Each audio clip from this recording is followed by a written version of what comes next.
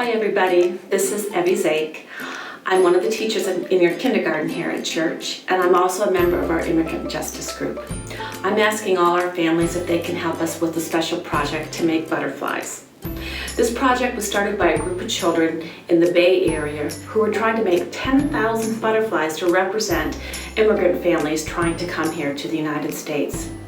Right now, these families are held in detention centers, which are prison-like buildings, until they're able to be approved to come into our country. We want all these families to be welcomed into our country, to be able to come here to live safely. Just like butterflies migrate from Mexico and other Central American countries and bring beauty to our natural world, these families bring unique experiences, culture, and language to help our country have a beautiful, diverse culture. Now, your part is that we would like you to help us make as many butterflies as you can. And be as creative as you can. When we finally can come back to church when everything is safe, we'd like you to bring these butterflies back to church, and we're going to do an art installation. And this installation is going to represent our very first principle, that each person is important. So please bring your butterflies back, and we'll be able to hang them up to represent how we want to be welcoming for all the immigrant families. Aaron's going to show you how to make a butterfly right now. Have a great time doing it. Can't wait to see them all. Hi everyone, this is Aaron with the First Unitarian Learning Community. While we can't all be together for our All Ages Service project this month, we did want to offer you a way that you can still be connected to the Butterfly Effect, who are doing amazing work raising awareness for issues around migration. Today, we'll be making a paper craft butterfly. It's a simple project, but can be as difficult as you'd like it to be. Since we'll be making butterflies, the first thing we should do is look at some. Here, I'm Googling for some outlines of butterflies so we can see their general shape and notice some of the patterns on their wings. If you look, many of them start out narrow before expanding out and then coming back together with a little bit of a rounded edge. We'll be making these designs in just a moment on our own butterflies. Now that we've got an idea of what a butterfly looks like, we should gather our supplies. I brought some construction paper, pencil, scissors, glue stick, and a hole punch. I've also laid down a mat on my table so that I don't make a mess. I'm going to start by taking our lighter sheet of construction paper and placing it inside our darker sheet of construction paper. Then, I'll fold them in half.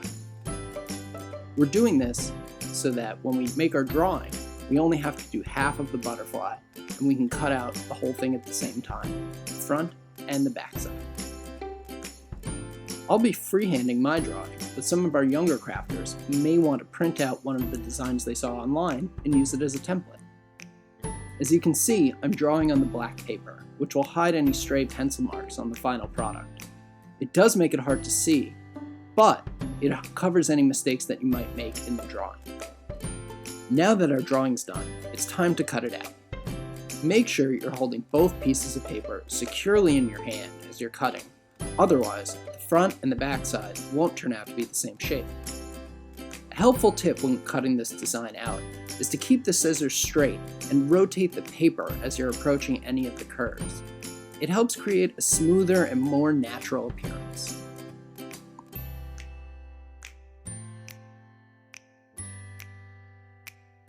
As we approach the end of our cutting, it's worth noting that the antennae are a particularly tricky bit. For our younger crafters, you may wish to leave them off entirely and simply tape a bit of pipe cleaner to the backside. Now that we have the front and back completed, we can start working on the inside design of our wings. We'll back up our pencil and start drawing the inside pattern that will later fill with different colors of construction paper. As we remember from our search on the internet, a lot of these designs are long and narrow with a little bit of space between each one. We'll want to make sure we leave that because we'll be gluing pieces to the backside of this later on, and the more room we have between each, the easier it will be. With our design done, it's time to cut it out. I'll start by folding my butterfly in half and adding a few decorative hole punches. Next, I'll take the hole puncher and place it on the inside edge of one of my larger designs so I have room to get a pair of scissors inside. As you can see, I'm using the tiniest pair of scissors I have for this, as maneuvering a pair can be especially difficult in a small space. A suggestion I have for keeping the design clean would be to use a hole punch in all the corners of the design instead of trying to make them with scissors. It's a great way to keep that rounded edge while working in a small space. With the inside cut out, we have a beautiful blue butterfly.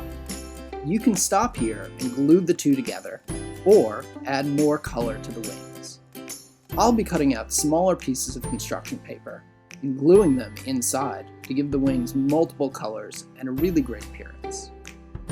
You can use the front of the butterfly that you've just cut out like a stencil to get exact drawings of each of the sections. I'll then cut them out, leaving a little bit of overhang, and glue them to the backside. I'll then repeat this with several different other colors of construction paper.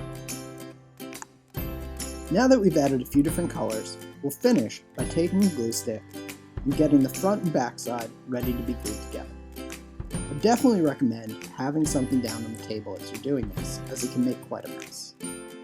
After you've glued the front and back side together, cover them with a large weight, such as a book or stack of magazines, so that they have some pressure on them while they dry. I weigh mine down with a stack of printer paper. Now that it's done, we can take a look at our final design. And I think that turned out pretty good. There are tens of thousands of families waiting at the border, trying to come into our country, just like all the butterflies that come here migrating. So what we need to have you do now is to make your butterflies. Now I know you can't bring them to church, but maybe you and your families can take some pictures of them and send them in so we can share them with everybody here. Now I'd like you, before you start off on your big adventure of making these, I'd like you to do a visualization with me.